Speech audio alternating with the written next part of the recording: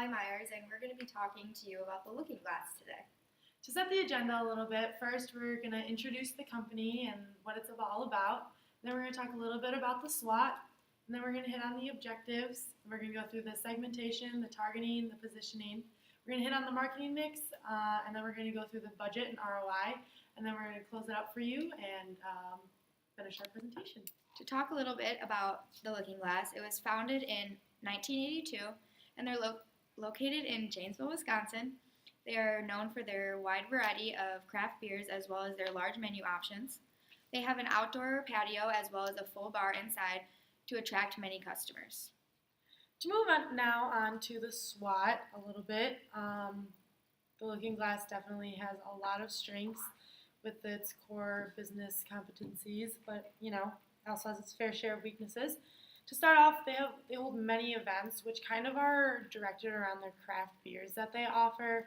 I know this coming Sunday for Cinco de Mayo, they have an event there where there's salsa and different kinds of drinks, and they really just kind of gear it towards, like the spring season and being able to use that outdoor patio that was stated before. And they just, want customers to come in to start the spring season and use that patio.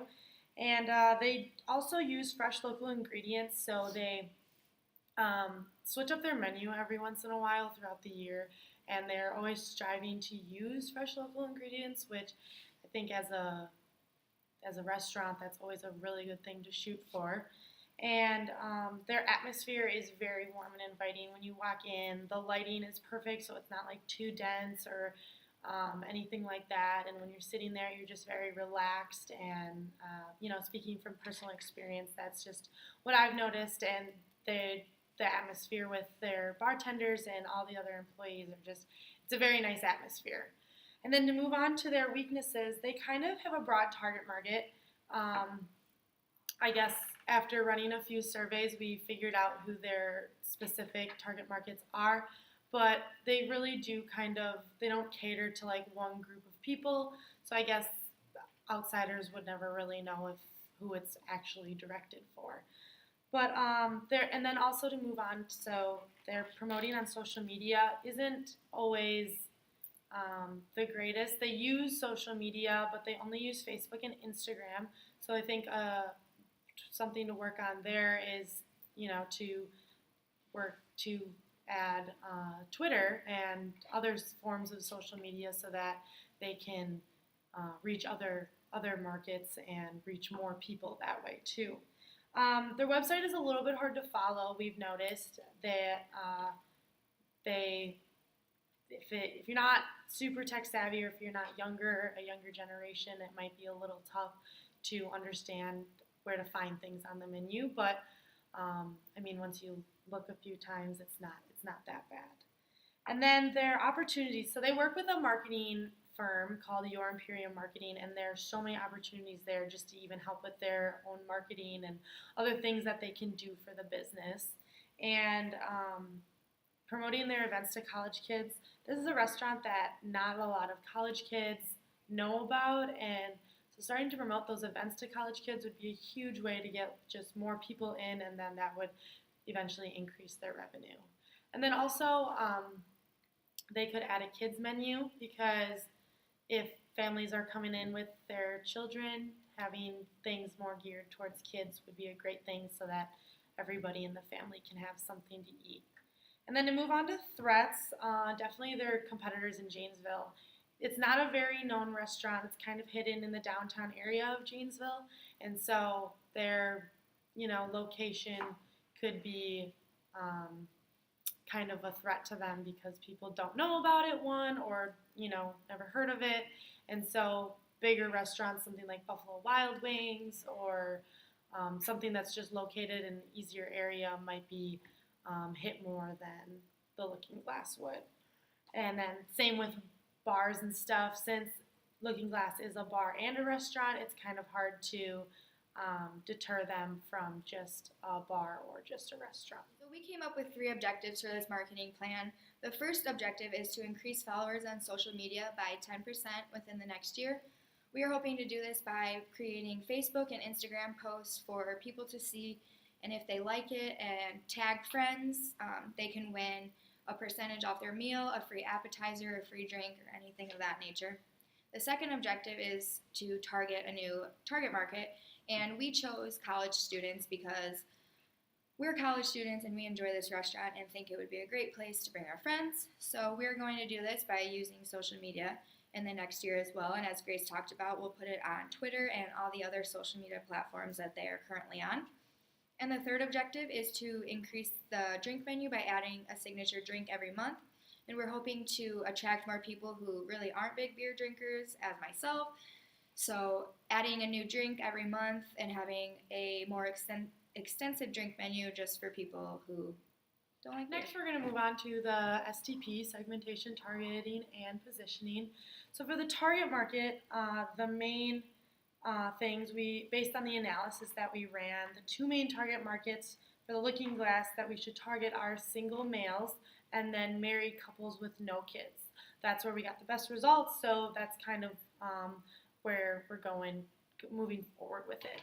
And then the segmenting, the attributes relevant for clustering for Looking Glass are based on things like marital status and age, and then the decision criteria on why customers choose the restaurants that they do.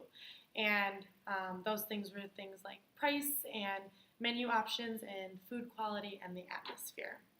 And then to move on to the positioning statement that we came up with for the Looking Glass is, to the hardworking people that want to come and enjoy dinner and some drinks, either with their friends or family. Looking Glass allows customers to come in and not worry about the hecticness of life and work for a little while and enjoy just some exquisite food. Looking Glass is a diamond in the rough.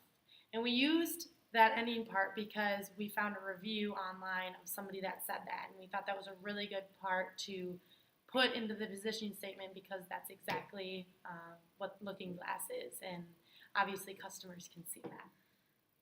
Now on to the marketing mix. It is comprised of service, price, place, and promotion strategies. For the Looking Glass, they provide a beer club, which is a club that you can get in for $75 to join at the restaurant.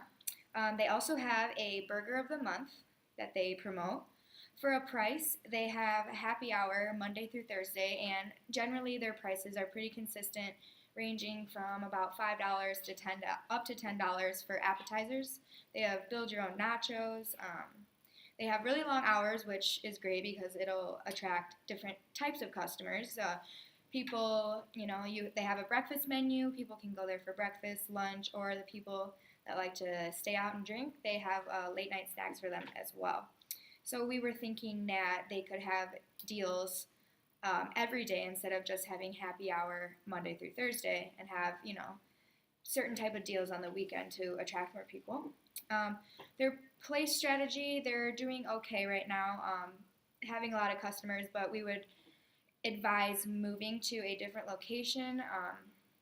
As Grace mentioned earlier, it's kind of hard to find and doesn't really stand out, so moving locations into a more populated place would be beneficial for them.